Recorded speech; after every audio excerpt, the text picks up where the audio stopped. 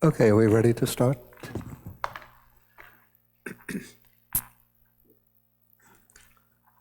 Okay, so today is October 5th, 2019, and we can begin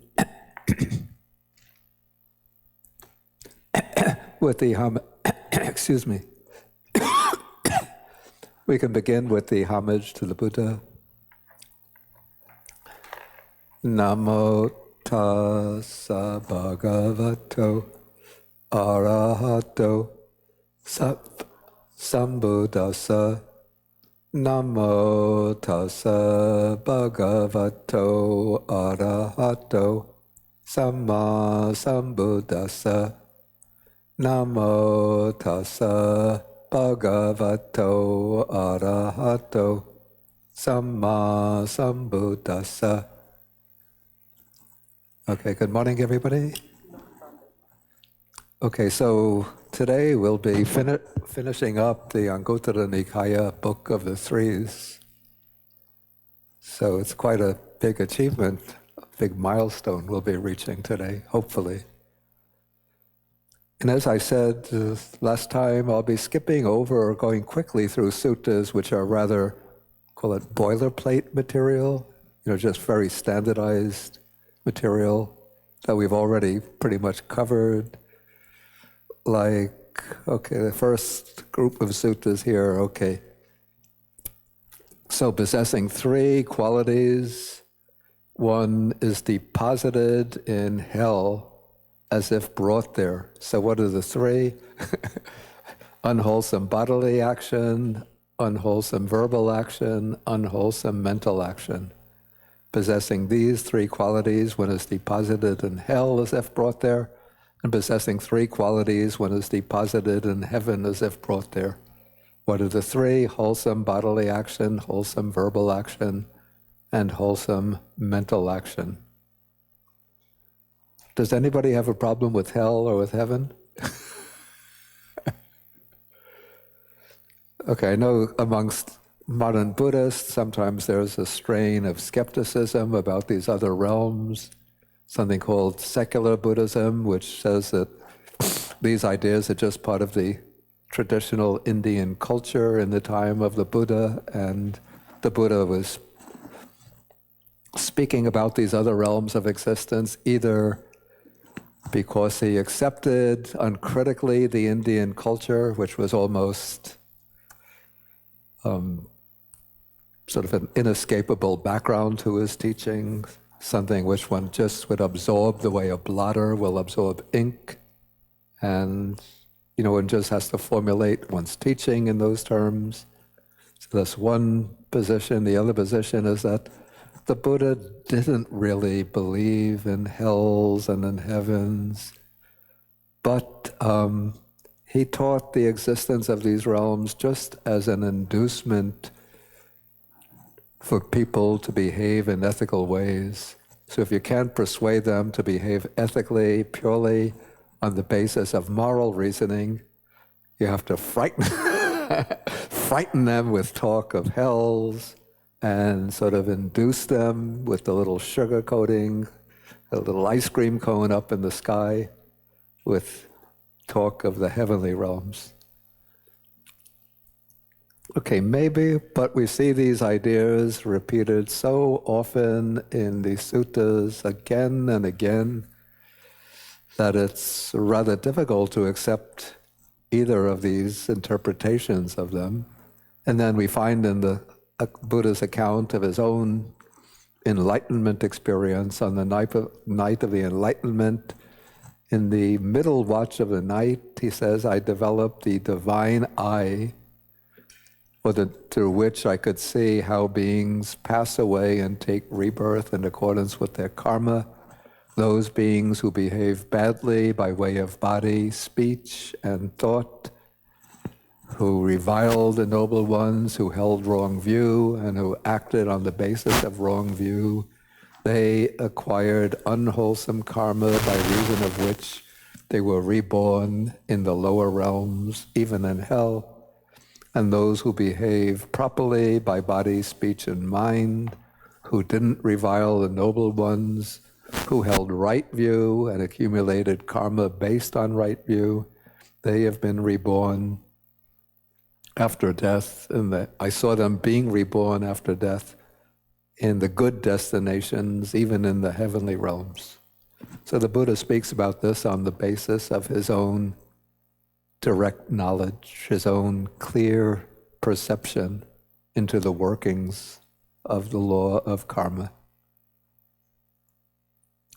And then, so that's, we call this the argument from authority, that the Buddha is the one who teaches these things, and so out of confidence in the Buddha's teaching, on my part, and on the confidence that the Buddha intended this to be taken literally, not just as a metaphor for the happiness that comes with good deeds and the misery that comes with bad deeds.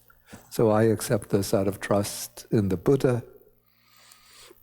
And then also I find a line of reasoning that I can't say is absolutely compelling, but this is my own way of engaging in a kind of process of moral reflection, that we take two people sort of representing various types. One is an arms dealer who's engaged in selling arms. Okay, he knows that Saudi Arabia is attacking Yemen in very brutal, disastrous ways, and that thousands of innocent people are being killed or subjected to these bombardments. And yet he sees big profit in selling the arms to them, so he goes ahead and sells the arms to them. So we have that person, on the one hand, knowing that engaged in producing weapons, a big CEO of a weapons corporation, making these deals to sell weapons. Of course, that has to go through the US government, I think. But he knows the weapons are eventually going to Saudi Arabia to bombard Yemen and kill innocent people in Yemen. On the other hand, we have, let us say, a woman doctor who's working for Medicine Without Frontiers. She goes to Yemen in order to help some of the injured people in the hospitals in Yemen. Okay, one day, the arms dealer has a heart attack and dies. The same day, a bomb lands on that hospital in Yemen, and the woman doctor from Medicine Sans Frontières, Doctors Without Borders, is killed in that bomb attack. So they both die on the same day. Okay, if there's no continuity of the person or consciousness beyond death, then it means the arms dealer profiting off the killing of innocent people, and the doctor who volunteers her labors to help the wounded, the injured, for both of them, poof, everything comes to an end. No difference in their ultimate destinies. The arms dealer, till the time of his death, he's going to the best restaurants, he gets these lavish, he has weeks of vacation every year, he can go traveling to the best, to Europe and staying in the best hotels, he has a personal chauffeur in a Mercedes-Benz, the top-grade Mercedes-Benz, penthouse apartment or luxury apartment, Midtown Manhattan. Everything is, he's enjoying life to the full, the best wines, best, it doesn't have to have a cook, he goes to the best restaurants every day. Okay, you can elaborate the picture more and more. And this doctor who's working in Saudi Arabia, in Yemen, is putting her own life at risk. In fact, she's going to lose her life living under very austere conditions there. Probably several doctors are sleeping, sharing a room, because they're in a very poor country where many people are starving because of the embargo, the restrictions on food imports. She also wants to share the plight of the people, so she's eating very, very simply. But when death comes, if everything comes to an end at death, then poof, consciousness goes out, everything is finished. Okay, so I can't say, that this is absolutely compelling argument. It could well be the case that that is reality. So for any kind of arguments on behalf of moral justice in the universe, tough luck, man. You just have to be real and just accept the fact. The alms dealer got the best of everything. The doctor who went to Yemen to serve, we could praise her and say, very noble character, maybe put up a plaque in her honor. But too bad, she lived a noble life, but everything is finished now, gone, zero, blank space, black space.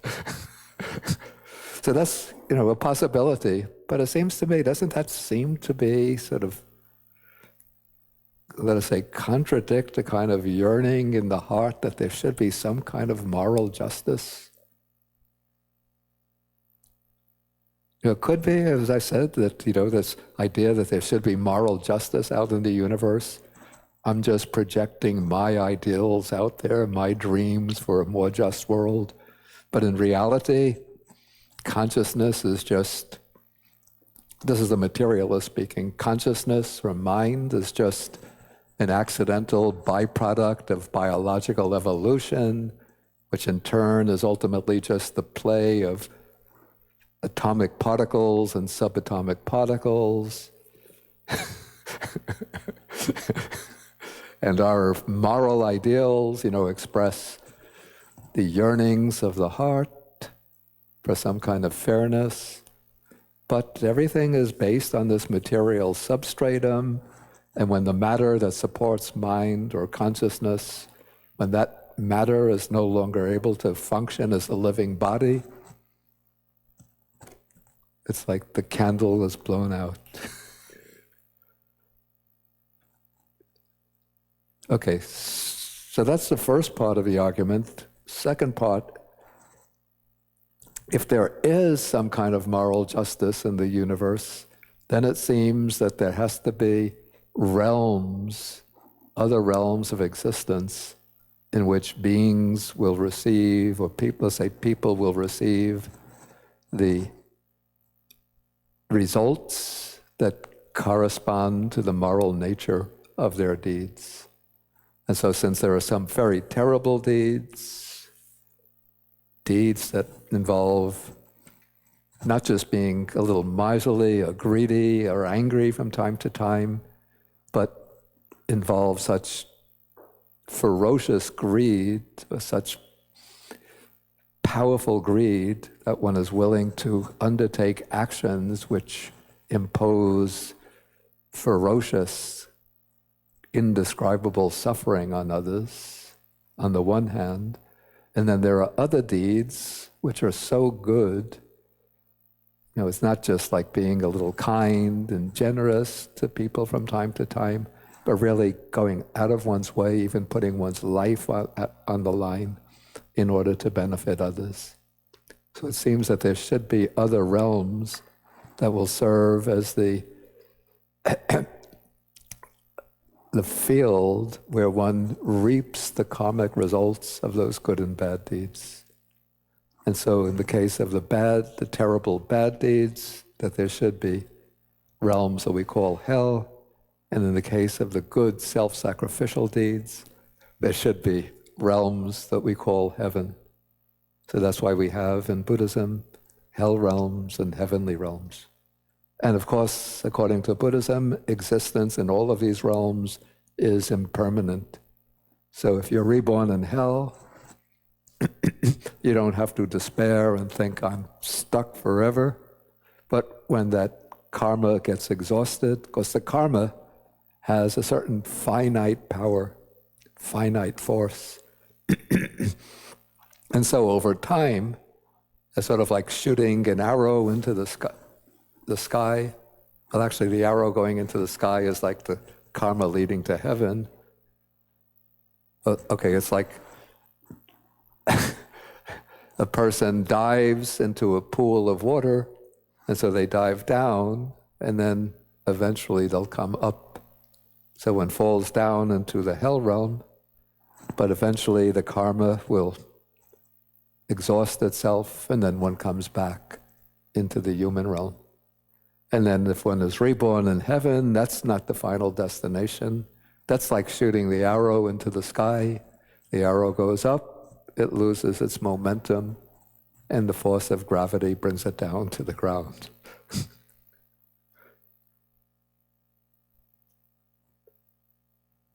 So how does that seem?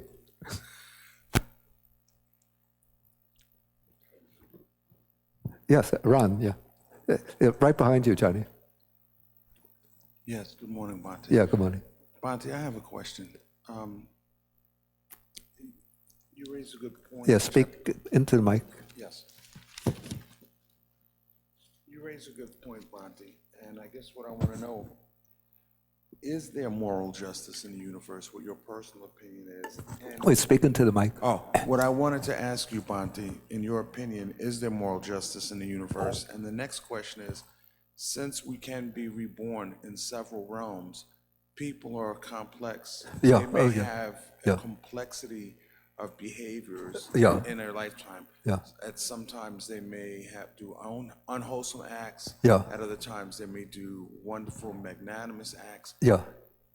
Can your consciousness be reborn and split into different realms? Okay. So that your bad deeds are in one realm, and at the same time, your magnanimous deeds may be in another realm, and you have to pass through each realm at a time. Okay, that's a good point. The first question again, just because when... Yes, Bhante, the first question is, in your opinion, Yeah. is there moral justice in the universe? Oh, yeah, okay.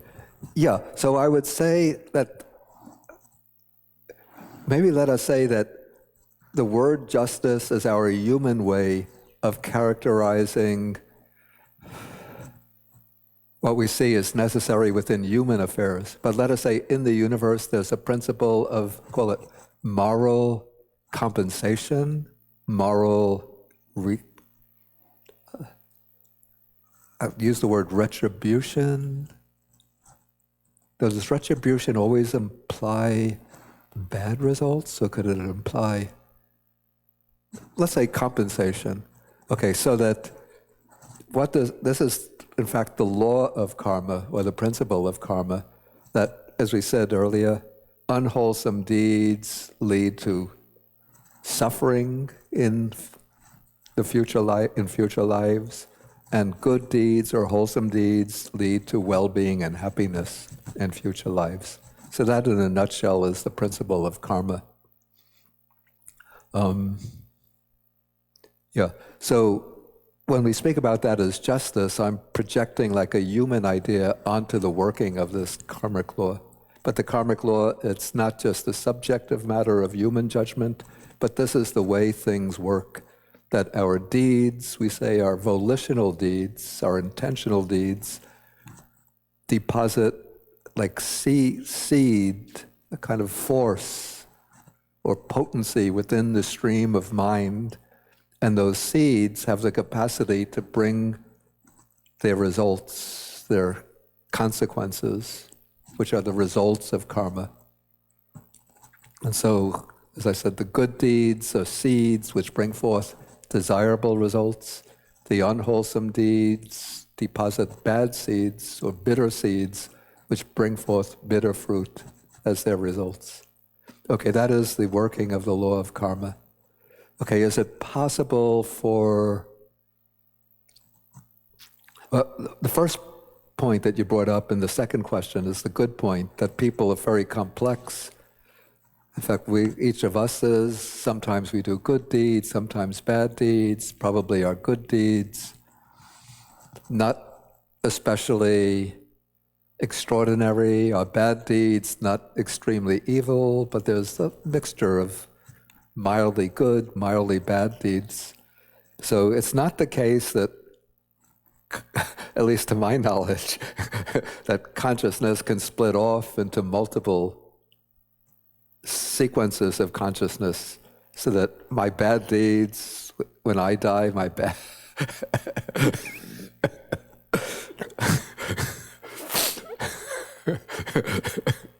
bad deeds split off, and a Bodhi is reborn in hell.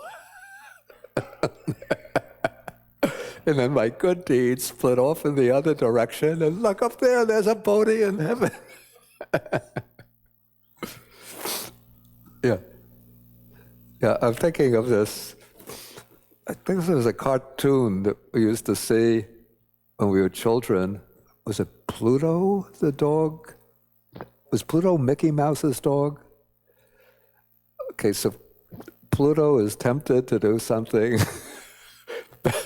bad. Then on one shoulder, an angel appears with a halo and with wings saying, Pluto, don't do that. Please, Pluto, be a good dog and behave yourself.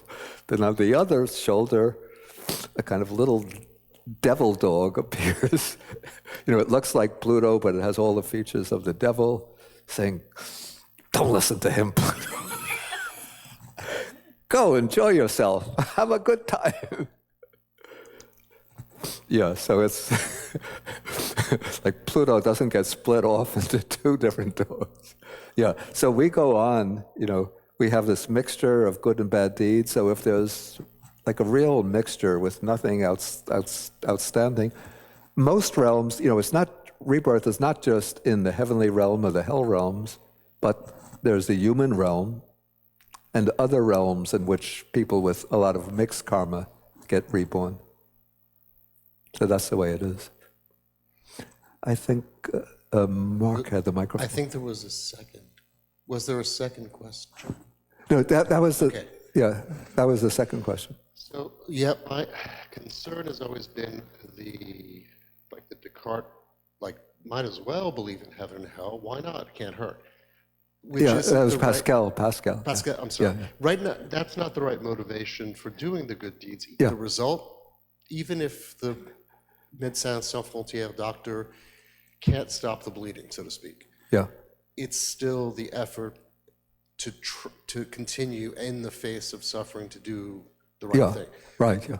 But that's an aside. That's a philosophical question I'm still working on in here for myself, although I do trust the Buddha. But the flip side, just to go back to the question of splitting, wouldn't that be really, really facile if you could just say, well, I'll do a couple of good deeds, so part of me will go to heaven. The rest of my life, my childhood was pretty good. I became an arms dealer and took a lot of lives, but, then I gave away all the money. Yeah, So I don't, it's an interesting thought experiment, but it boggles my mind a little. Mm-hmm. So I'm just going to propose for myself for the moment that the secular Buddhist position is still okay. That the secular Buddhist position is still acceptable if we're not doing it for an end.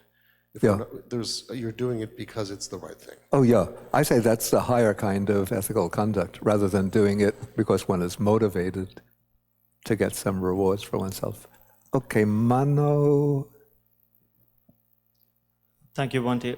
I think from my perspective, in as much as there are many other realms and it's hard to visualize those realms, it seems that the human realm is so complicated that to see it as one realm is in itself difficult. You see people who sometimes say that they feel like they're living in hell, so there seems to be this difficult stage for some people, and for others they seem to be having a very easy life irrespective of what they're doing. They seem to be enjoying themselves and so there seems to be this heaven and hell aspect to just the human realm itself, and sometimes you go through life and even one person can go through ups and downs, and so I wonder if these realms that have been described are truly separate and can be categorized as very specific, unique realms that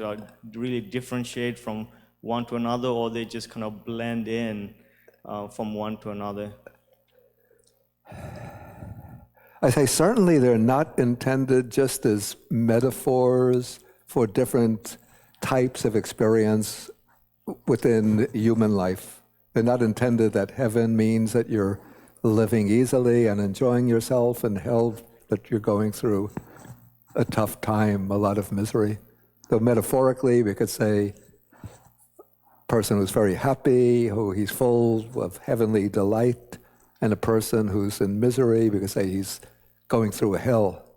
But they are intended to be distinct realms of existence. All right, thank you, Bhante. Yeah, but all realms, in a sense, are not purely objective realms, but all realms are, in a sense, determined by the mind. So it's our volition, sort of our collective volition, that creates the heavens and the hells. Okay, I want to move on, because I said we're going to get through and finish chapters of the Book of Threes today. Okay, so here we just have alternative terms, pretty much the same thing is indicated. Instead of unwholesome and wholesome, blameworthy and blameless, unrighteous and righteous, impure and pure. Okay, how the foolish, incompetent, bad person injures himself, and so forth, through unwholesome bodily action, verbal action, mental action, and how the wise, good person preserves himself unmaimed and uninjured, wholesome bodily action, verbal action, mental action.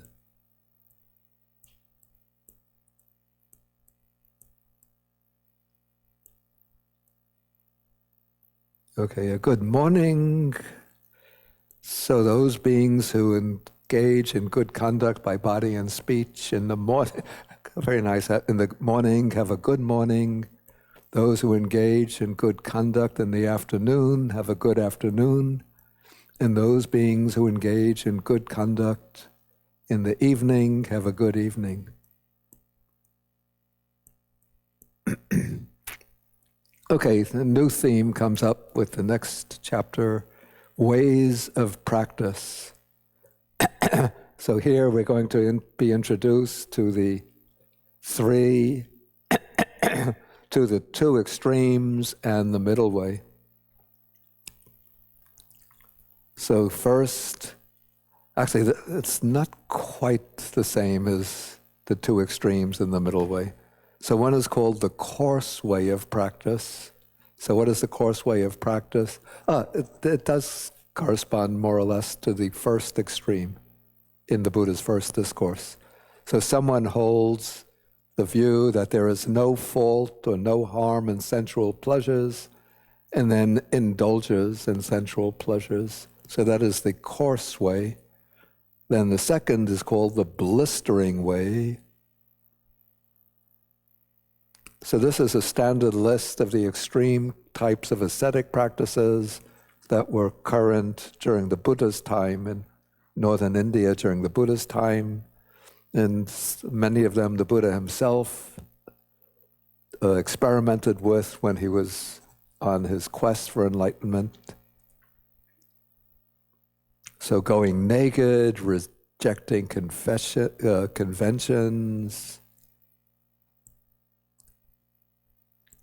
Let's see some of the more interesting ones. So living on one saucer a day, 2 saucers a day, down to taking a food once a day, once every 2 days, once every 7 days, even taking food once each fortnight.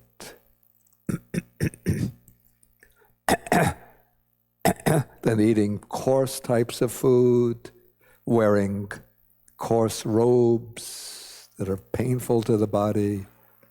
This was the Jain practice, pulling out the hair and beard, standing continuously, rejecting seats. I think this is a current practice even in India today. Or squatting continuously. Using a mattress of thorns as one's bed. Okay, so those are various types of ascetic practices which the Buddha describes as pursuing the practice of tormenting and mortifying the body. I think this is not done, there could be a misunderstanding of this, thinking that one is doing this because one thinks that the body is evil and one therefore has to punish the body. That is not the idea behind this. It's not part of the Indian worldview. But rather, I think the idea is behind this is that it's by enduring suffering, by inflicting suffering upon oneself, pain upon oneself, that one burns up one's accumulations of bad karma. At least that was the thesis that underlied the practice of extreme asceticism in Jainism, that one has accumulated these masses of bad karma from the past, which have the propensity to produce suffering now and in the future. And so in order to gain liberation, one has to exhaust that bad karma. And the way to do this is because that bad karma is going to bring suffering in the future, but you want to put an end to it quickly. And so the way to put an end to it quickly is to burn it up in the present by undertaking these practices of self-mortification.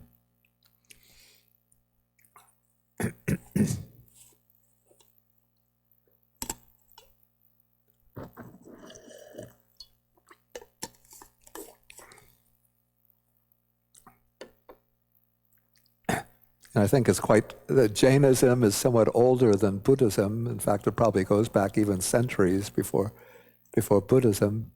And so probably when the Buddha set out on his quest of enlightenment, he would have adopted some of these practices that the Jains had followed, with the thought that perhaps this is the way to enlightenment.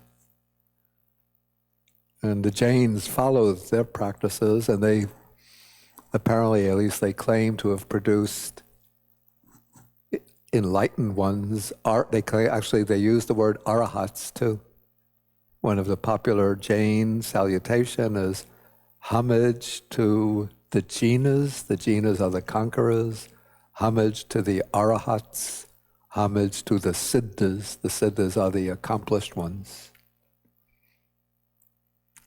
And in Buddhism, also the Buddha is sometimes called the jina, the conqueror. So there's a certain overlap in the terminology used by the Jains and the Buddhists. Okay, so what is now the middle way of practice? In the Buddha's first discourse, of course, he explains the Noble Eightfold Path. But here, the Buddha is speaking to the monks who are already sort of well-grounded in his teaching. So he doesn't have to dwell on right view and right intentions and right speech, right action, livelihood. They would already be well familiar with that. So here he brings in what's maybe the most distinctive factor of his Noble Eightfold Path, the four foundations of mindfulness. So contemplation of the body, feelings, states of mind, and then phenomena. Okay, then we have the same thing, the same pattern or template adopted, but here the middle way of practice is the four right efforts. So the effort to prevent the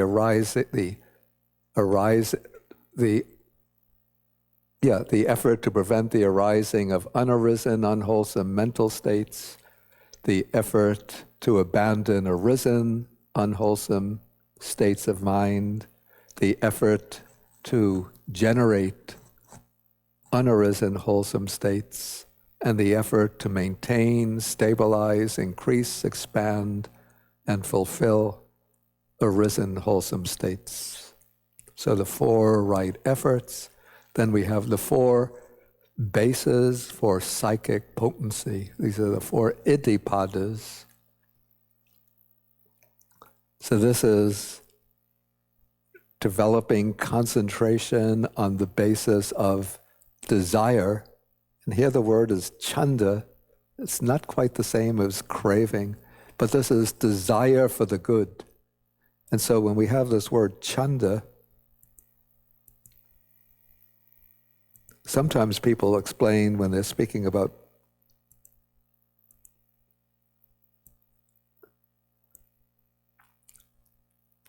Buddhism, they say, according to Buddhism, the origin of suffering is desire. But and then the argument comes back, well, if desire is the cause of suffering, then why should you desire even to practice the Buddha's path?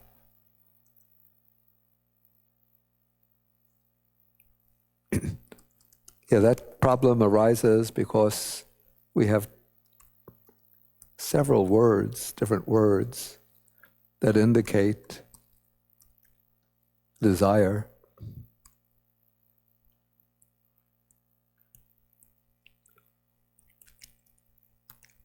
So the word that the Buddha uses when he's explaining the origin of suffering in the Four Noble Truths is tanha. And tanha is related to the English word thirst. And you could see this from another way of representing tanha, according to another dialect, tasina. So it's related to the English word thirst. So it's like this blind, they call it this blind, self-centered desire. That is what is meant by tanha. And then the word chanda, we can render this as desire, but the texts sometimes distinguish 2 kinds of of desire. So one is wholesome desire. This is called sometimes Dhammachanda, desire for the good, desire for Dhamma, and then unwholesome unwholesome chanda.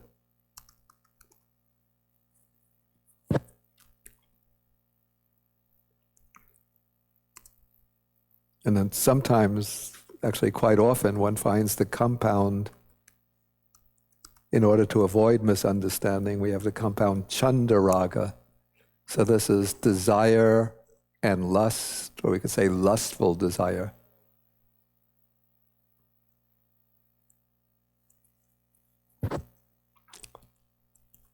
Okay, so in this case, we're coming now to the 4 bases for psychic potency.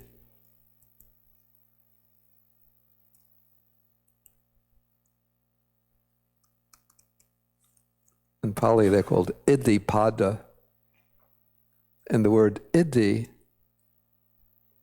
it comes from the verb ijati, which means to succeed, to achieve. So these 4 iddhipadas are the basis, sometimes they're translated the basis for success or the basis for accomplishment. But iddhi takes on an extended meaning of supernormal types of power, like the ability to multiply the body, to pass unhindered through the walls, to sink into the ground and rise up, to fly through the sky, walk on water, and so on. And so the special condition for gaining those types of psychic powers, the special method, is developing these 4 iddhipadas. So one develops the samadhi driven by desire, or samadhi driven by energy. Wow. I just noticed, wow, typographical error. The word "and" should be there. Due to energy and activities of striving, due to mind and activities of striving, due to investigation.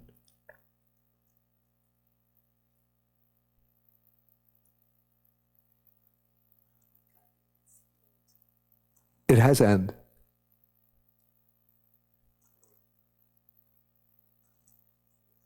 Okay, so maybe this was just, this is the PDF. I thought it was the final PDF. Oh, I see. This is the PDF that I made off the Word file. So probably this correction was made when it went to press. Okay. Okay, so anyway, we have here the 4 bases for psychic power. Then we have the 5 spiritual faculties: faith, energy, mindfulness, concentration, and wisdom. The 5 powers, which are the same factors, but here they're called powers rather than faculties. Then we have the 7 factors of enlightenment, and then the 8 factors of the Noble Eightfold Path. So all of these are different ways of formulating the middle way. And all of these, if you count them, we have 3 groups of 4, that's 12. 2 groups of 5, that's 10, plus 12, that's 22. Then we have 7, right? 12 plus 7 is 19, and 8 path factors plus 19 is, 29. 8 path factors, 29 and 8 is what? 37. So these, all together, they form a group which come to be called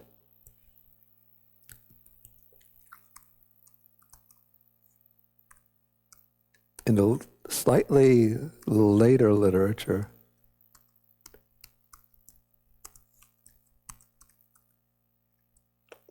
the 37 Bodhipakya Dhammas.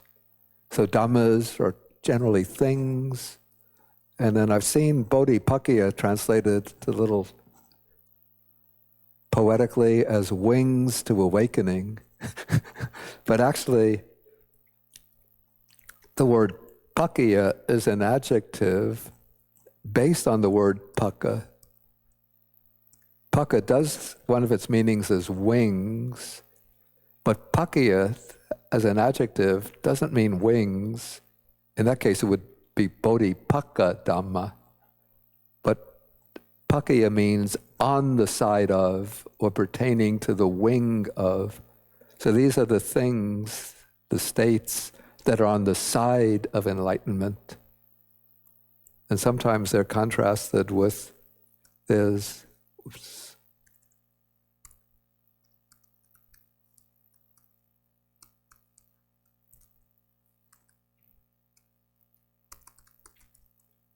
akusala pakya dhamma. So these are not wings of the unwholesome, but things that are on the side of the unwholesome, things that pertain to the unwholesome. But anyway, so we have these 37 states arranged into 7 groups, which are different ways of formulating the path to Bodhi, to enlightenment.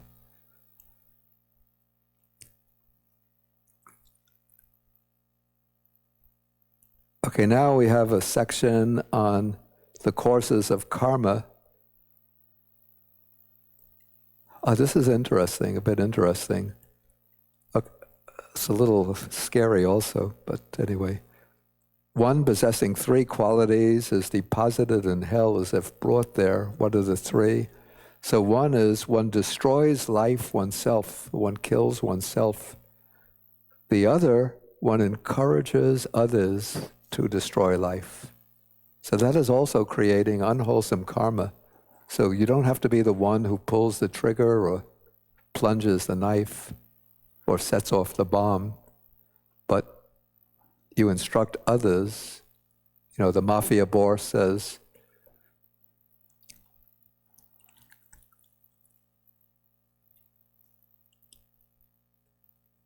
what does he say? Taken care of. I never got to see the movie The Godfather. You know, Timmy's getting a little annoying, you know? I don't like him around here, you know? Yeah, that's not even encouraging, but that's just dropping a big hint.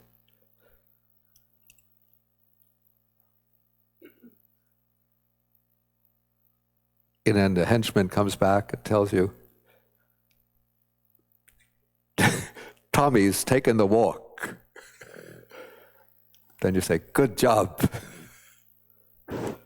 So you approve of the destruction of life. Okay, so that is also unwholesome karma. Okay, and then 3 qualities. One is deposited in heaven as if brought there. So one abstains from the destruction of life. One approves of abstaining from, the second one. One encourages others to abstain from the destruction of life. And one approves of abstaining from the destruction of life. And then this is applied to the other basic principles of the 10 courses of unwholesome and wholesome karma.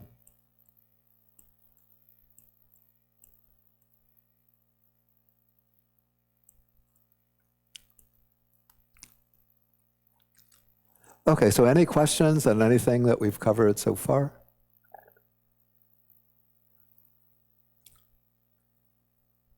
Oh, yes, okay. Please take the wireless mic.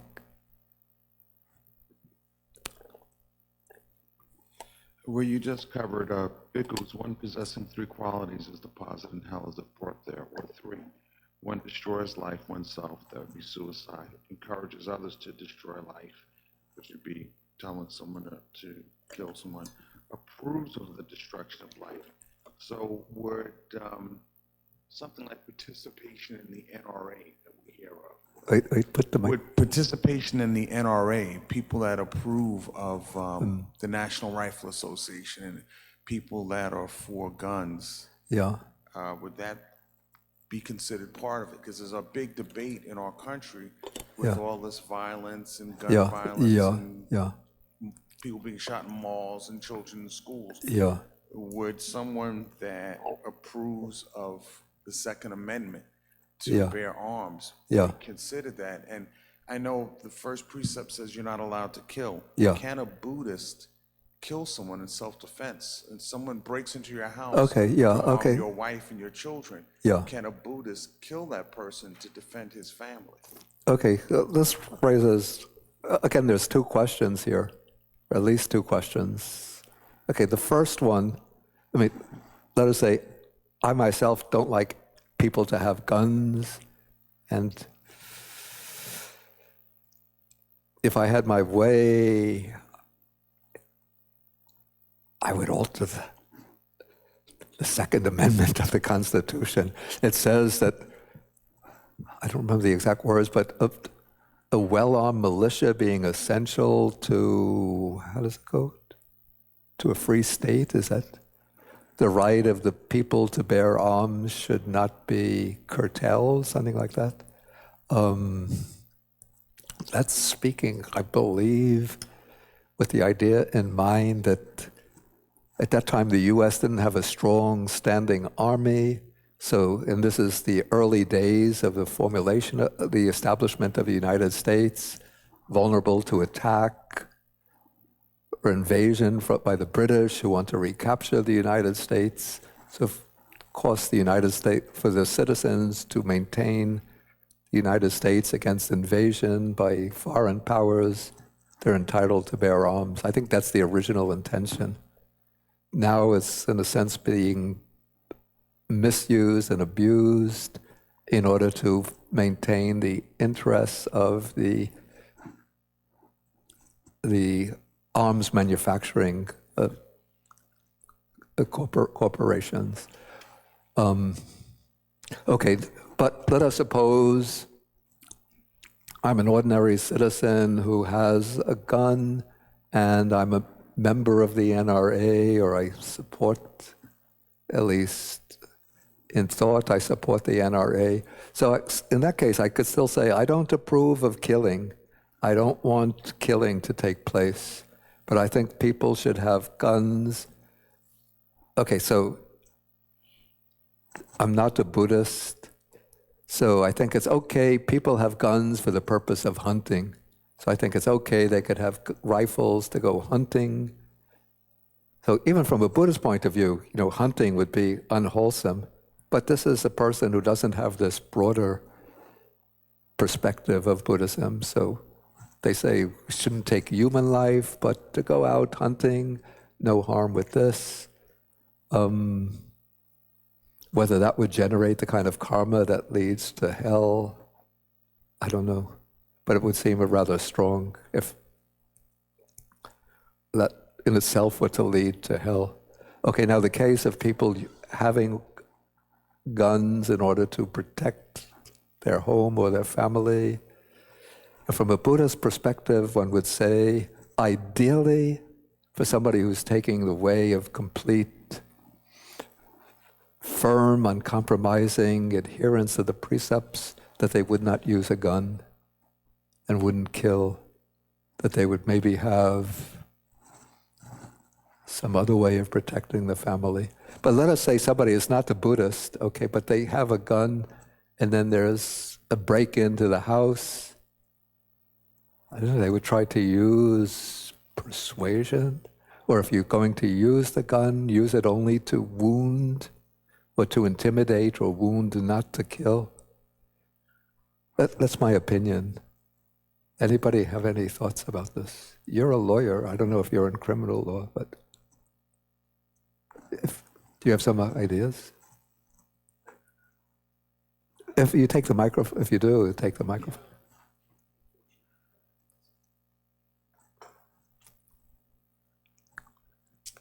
Hi.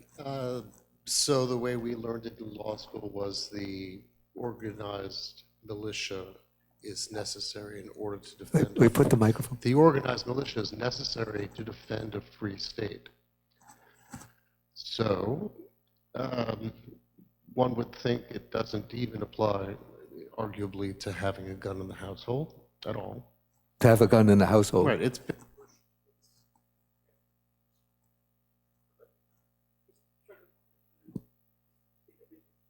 Hello? Yeah, now Okay. it's going. So the language of this Second Amendment has been interpreted quite far beyond What was intended. what was written. Yeah. What was intended, I don't know. I can't get into the heads of slave-owning white men who define people as property and property as the basis for governing. Yeah. But that said, I would prefer to give someone my wallet than to even hurt them. Yeah. So, but that's me. I don't have an answer for the question that has encouraged great debate. Yeah. But for the fact that I think we've lost a lot of humanity. Yeah. That's And as a lawyer, as an attorney, I can tell you that a lot of laws exist. A lot of laws exist.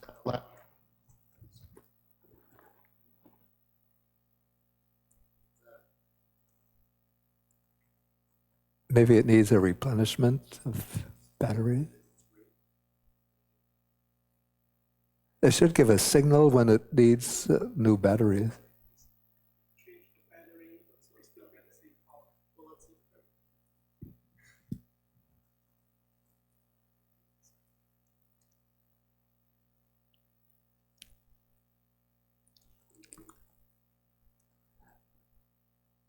Just speak loudly. Unfortunately, there are a lot of laws that have interpreted and expanded, extended Yeah. the ability Yeah, yeah, yeah, That sophistry, that's what lawyers get paid sometimes yeah, yeah, but it's sophistry.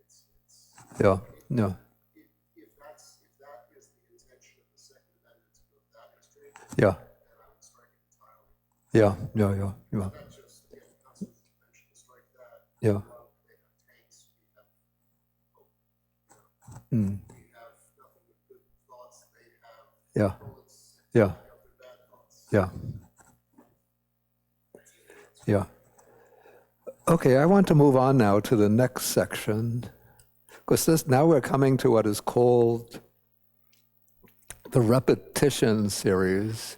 So this is what we find at the end of each of the books of the Anguttara Nikaya, I think perhaps except for the first book. And that is, you call this a payala. Payala means repetition. So it's applying a certain group of items each time to put it in brief, to the elimination of 17 defilements of the mind. And so in this case, and each of these defilements is to be fully understood, to be utterly destroyed, to be abandoned, to be destroyed, to vanish, to fade away, to cease, to be given up, to be relinquished. So we have, I think, 10 terms here. Lust, full understanding. Actually, the first one is direct knowledge, full understanding, utter destruction, abandonment, destruction, vanishing, fading away, cessation, giving up, relinquishment. So 10 terms used for, in short, for understanding and eliminating. And then these are applied to 17 defilements. So the first is raga, lust. And then it continues to hatred, delusion, anger, hostility, denigration, insolence, envy, miserliness, deceitfulness, trickery, trickiness or craftiness, obstinacy, rivalry, conceit, arrogance, intoxication, and heedlessness. So lust, hate, delusion, anger, hostility, denigration, insolence, envy, miserliness, deceitfulness, craftiness, obstinacy, rivalry, conceit, arrogance, intoxication, heedlessness. So 17 defilements. So that pattern occurs at the end of each book of the Anguttara Nikaya, except I think the first. And so each of these is then considered a distinct sutta. So in this way, you multiply the number of suttas. Here we have since we're applying this 10 times to 17 defilements, so we get 170 distinct suttas.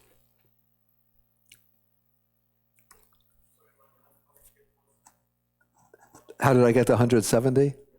So there's 10 activities that are to be engaged in, which are direct knowledge, full understanding, those are the first two, down to relinquishment. So that's 10. And each of these is applied to 17 defilements, from lust, hatred, delusion, down to heedlessness. So that's 17. So 10 applied to 17 makes 170. Okay, so now we're in the book of threes, and so the method to overcome these defilements is given as, or the particular practice, set of practices, is 3 kinds of concentration or samadhi. In Pali, let me get the Pali text here. These are the sunyata samadhi, animita samadhi, and appanahita samadhi.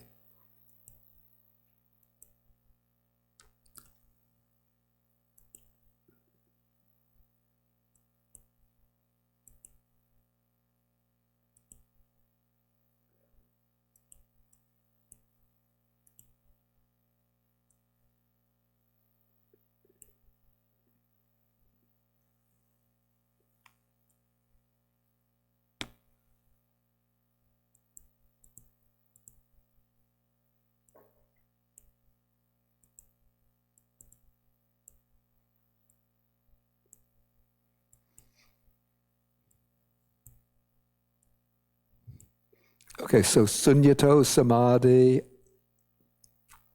animitto samadhi,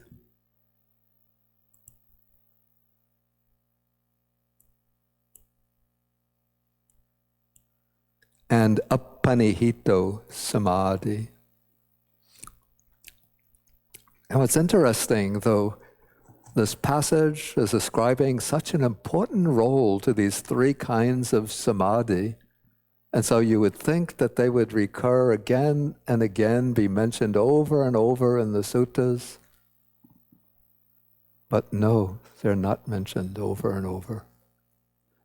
Very, very seldom are they mentioned. But there is another passage which mentions them again without any, one would expect there to be, not only that they would be mentioned again and again, but there would be some explanation and elaboration, what is meant by them. But we don't find explanation in the suttas. What is meant by them? You have to sort of piece it out through pulling together a number of texts and then speculating exactly what is meant. Okay, there's another sutta in which they play a role.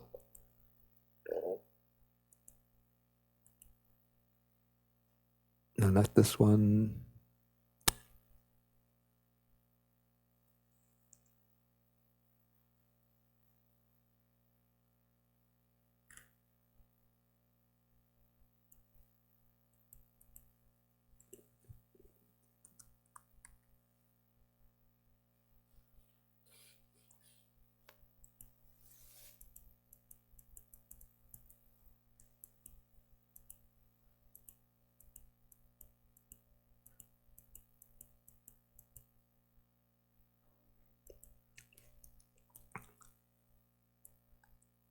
Yeah, this is in the suttas dealing with the unconditioned. So here the Buddha says, I will teach you the unconditioned and the path leading to the unconditioned. So what is the unconditioned? The destruction of lust, the destruction of hatred, the destruction of delusion. This is called the unconditioned. And what is the path leading to the unconditioned? So here it's said to be serenity, here it's said to be insight, then it's said to be certain types of concentration, and we come to, okay, so what is the path leading to the unconditioned? In this sutta, it's said to be emptiness concentration, sunyato samadhi. Here it's said to be the animitto samadhi, the signless concentration. And here it's said to be appanihito samadhi, the undirected concentration. Yeah, these are just different translations, markless and wishless.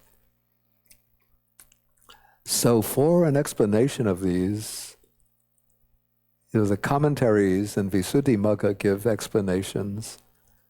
And so this is the explanation, let me increase the size of this, from the Anguttara Nikaya commentary.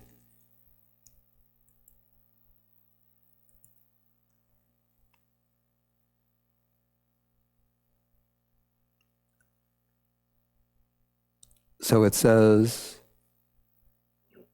that the explanation is threefold: by way of arrival, by way of quality, and by way of object.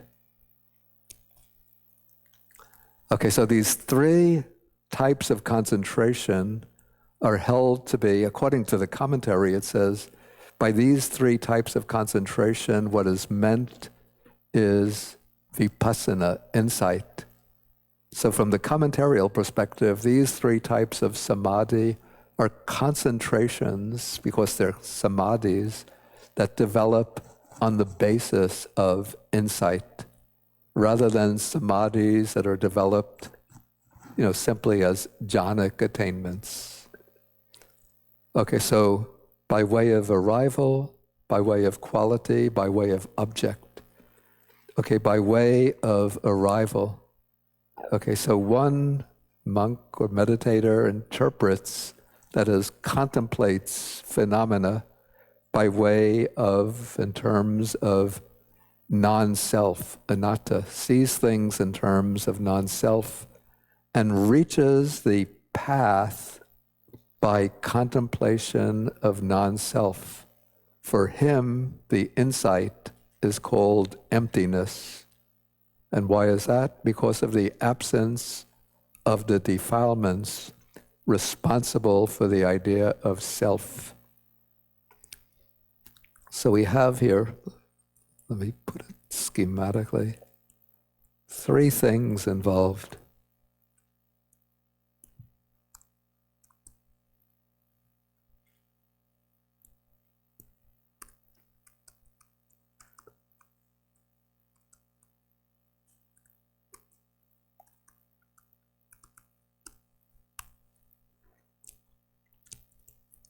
First, we have insight, and insight means the insight into phenomena as being impermanent, dukkha, unsatisfactory, anatta, non-self.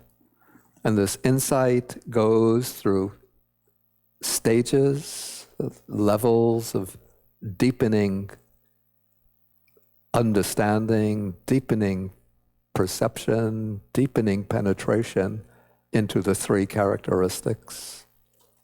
And then when the insight reaches its culmination, it issues in what is called the world-transcending path, the Lokuttara Magga. And the path, it's from the Abhidhamma commentarial perspective, it's a momentary experience in which the mind turns away or has turned away from all conditioned phenomena, and it takes the unconditioned as its object. And with the attainment of the path, eradicates, eliminates certain defilements. So that is the special function of the path, to cut off, permanently eradicate certain defilements. And then the path is followed by an experience called the fruit or fruition, in which one experiences the bliss and freedom that comes with that destruction of defilements by the path. And insight goes through a succession of stages, but the path is just a one-moment experience. We have the four paths of stream entry, once returning, non-returning, arahatship. Each one occurs just once, and then it's followed by fruition, in which one experiences that bliss and freedom and peace that comes when those defilements are eradicated. And then whereas the path occurs only once, fruition can be entered repeatedly. For example, the stream enterer can turn the mind to entering fruition and will enter a particular experience called the fruition attainment of stream entry. And then this is for each of the other stages. And the highest is the fruition attainment of arahatship. Okay, so first, now this explanation speaks about insight. In this case, it's the monk who gives emphasis to the contemplation of non-self. For insight to be fulfilled, one has to contemplate all three characteristics: impermanence, suffering, non-self. But different meditators, according to their temperament, interest, will emphasize one rather than another. So in this case, the monk or practitioner emphasizes non-self. And so in that case, his insight is called insight into emptiness. Okay, then when this meditator attains the path occurs as a samadhi experience. And that path attainment, because it's reached through contemplation of non-self, is called emptiness, or maybe called emptiness concentration. And then the fruit follows the path, and that, because it's reached by the path of emptiness, it's called, the path is called, or the fruition is called emptiness as well. So when the emphasis is given to non-self, insight is insight into non-self, the path is the samadhi of emptiness, the emptiness samadhi, and the fruition is the emptiness samadhi. Okay, another meditator gives emphasis to impermanence and sees and contemplates phenomena in terms of impermanence.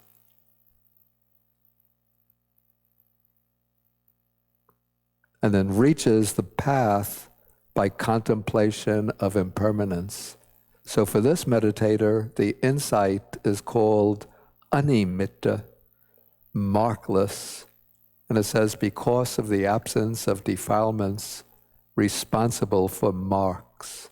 Here the word translated as marks, or sometimes as signs, is nimitta, which is not, the word nimitta is also used in the Visuddhimagga to mean the object of inner perception that arises when one is practicing for jhana, which then becomes the object of the jhana. But nimitta here is not intended in that way. In fact, the exact meaning is a bit obscure, but let us say it could mean the, here it says, the commentarial explanation, it says, the absence of the defilements responsible for marks.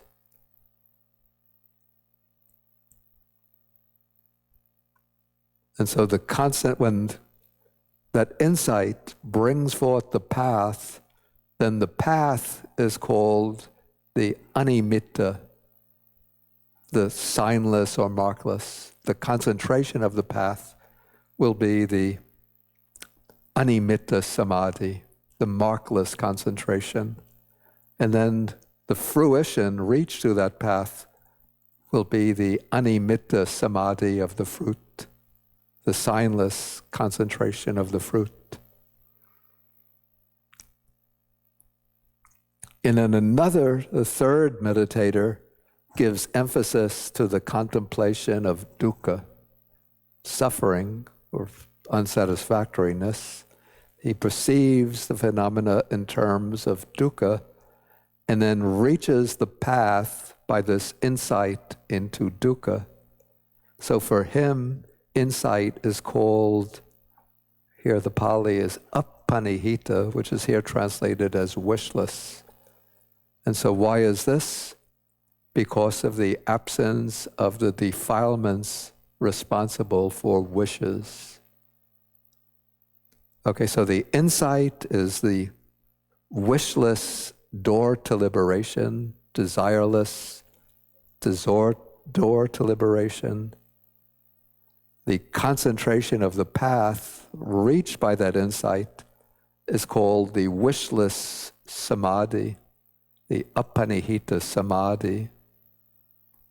And the concentration of the fruit, when one reaches the fruition, it's called the wishless samadhi. This is the samadhi of the fruit. And so we have insight determines the path, which determines fruition. And so the insight can be into, well, it starts with non-self.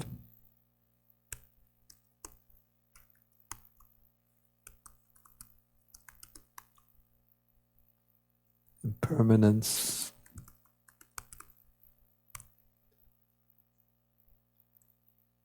So through contemplation of non-self,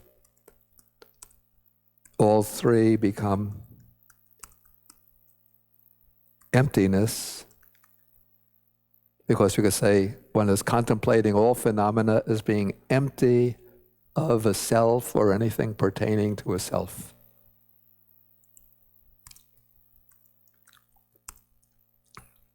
And the way I would understand impermanence in relation to marklessness or signlessness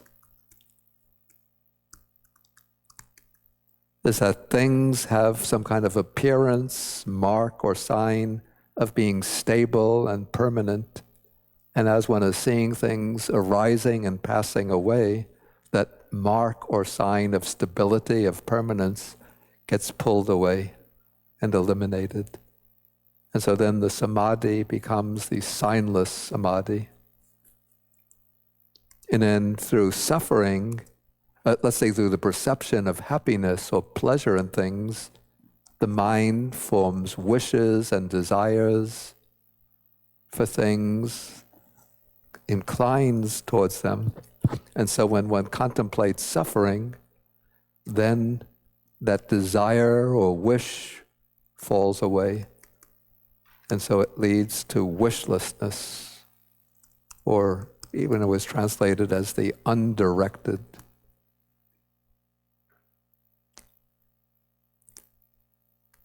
So all three then apply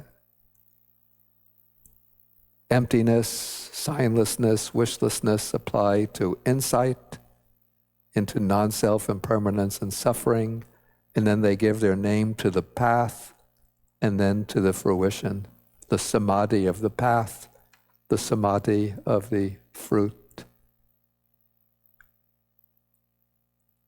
And then by way of quality, I don't know whether this is deep enough, but the commentary uses a kind of psychological explanation.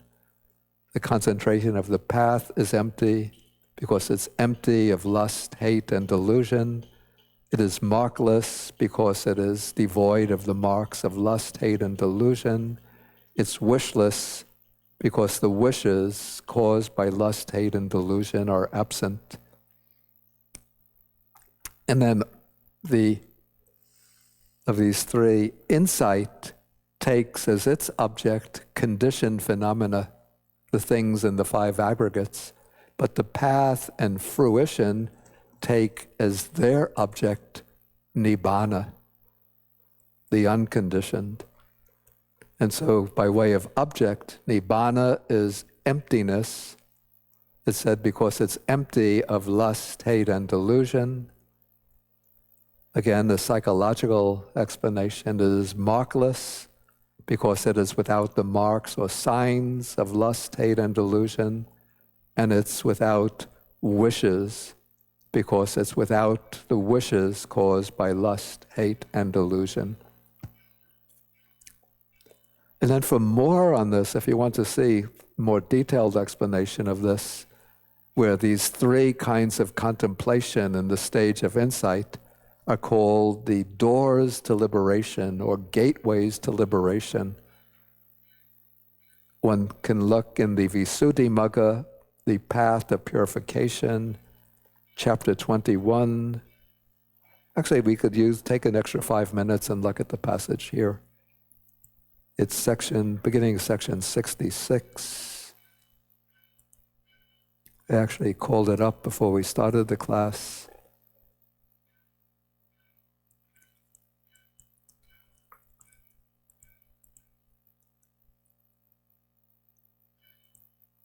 Yeah, the three gateways to liberation.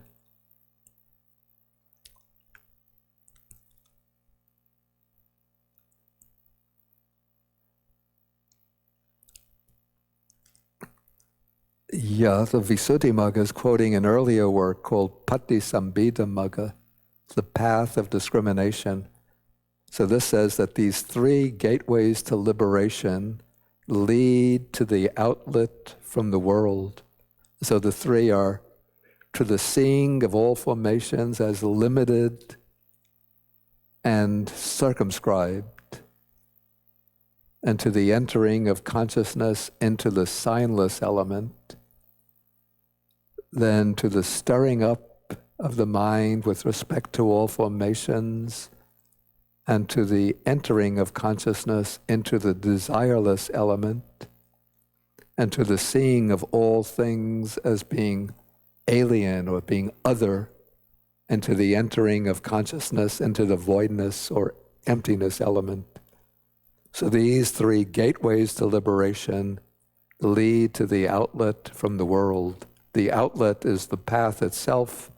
The gateways are the three advanced contemplations into the three characteristics.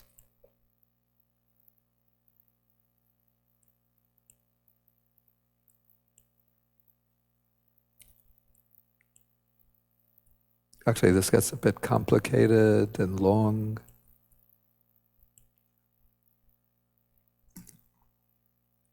But we don't need some of that explanation.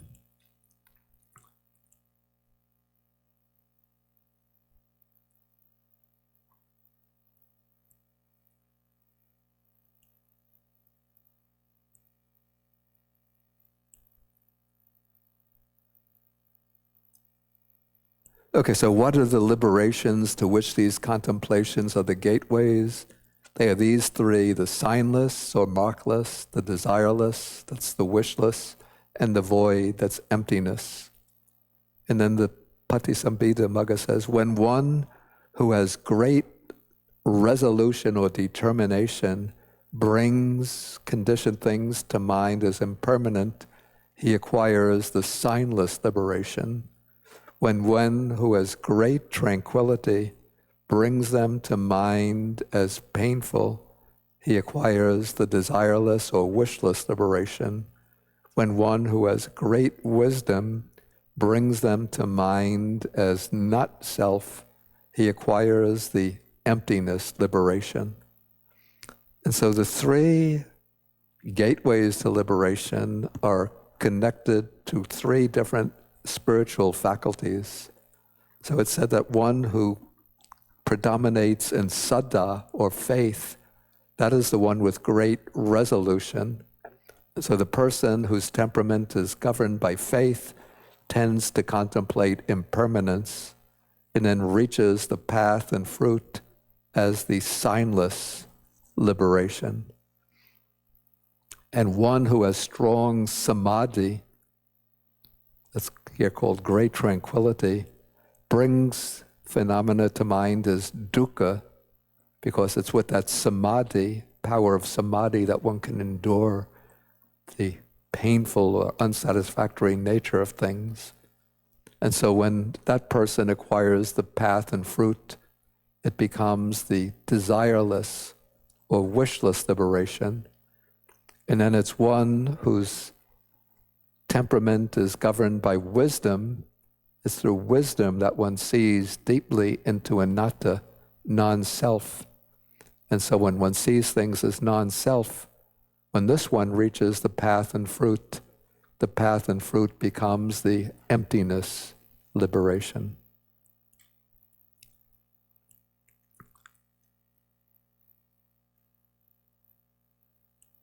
And so here then the text goes on and it says, the signless liberation should be understood as a noble path that occurs by making nibbana its object through its signless aspect.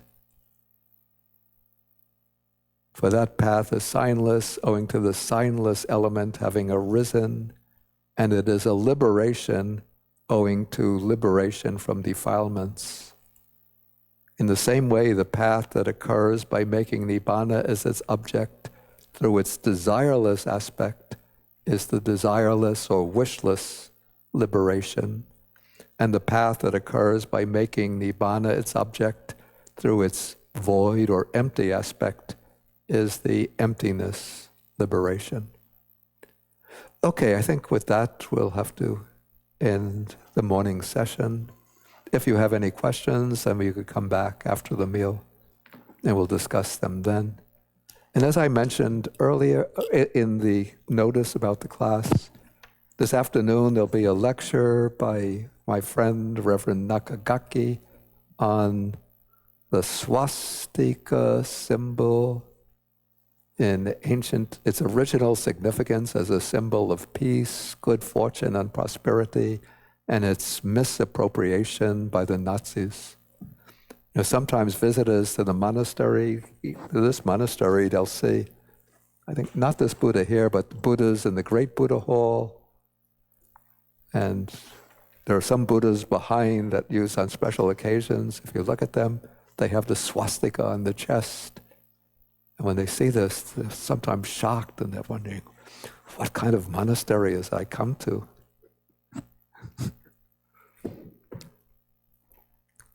And even one of our board members was a bit outraged when he saw the announcement about this lecture, saying, oh, you're scandalizing the monastery by sponsoring this lecture. Then I took a photograph of the Buddha at the Great Buddha Hall. I sent it to him. I said, in that case, we should remove the Buddhas from the Great Buddha Hall. Yeah, anyway, so it should be an interesting lecture on the swastika symbol as a symbol of peace and good fortune and its misuse by the Nazis. And then do we have it? I think we've already distributed the flyers about the walk to feed the hungry. You still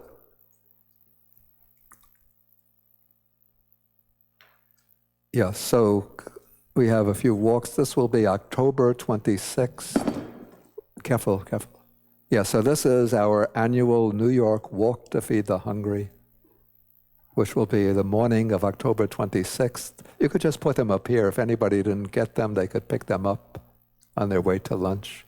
So this is very important for supporting the work of my organization, Buddhist Global Relief, to provide, it's not just handing meals out, but lasting, substantial, enduring ways for poor communities around the world to rise up out of poverty and to find ways to obtain nutritious food. Okay, so let us then end with the sharing of the merits. I'll do a little short form today. Akasata chabumata deva nagamahidika punyantang anumoditva chirang rakantu sasanang. Akasata chabumata deva nagamahidika punyantang anumoditva chirang rakantu desanang. Akasata chabumata deva nagamahidika punyantang anumoditva chirang rakantu mang parang. Etavatacham hehi sampadang punya sampadang sabbe deva anumodantu sabbe bhuta anumodantu sabbe sata anumodantu sabba sampati siddhya bhavagopadaya vichihetato etantare satakayupapanna rupya rupicha sanya sanino dukkha pamuchantu pusantu nibbutting.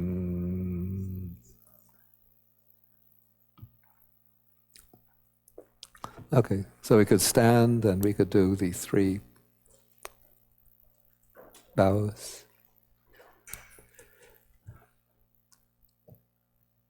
Ooh.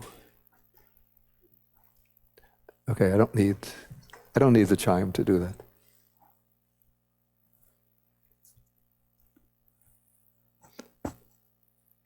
Okay, 1, 2, 3. Okay.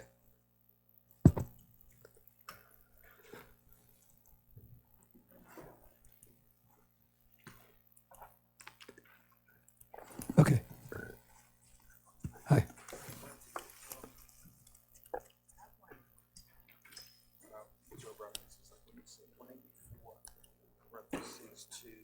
then you go 352, 170.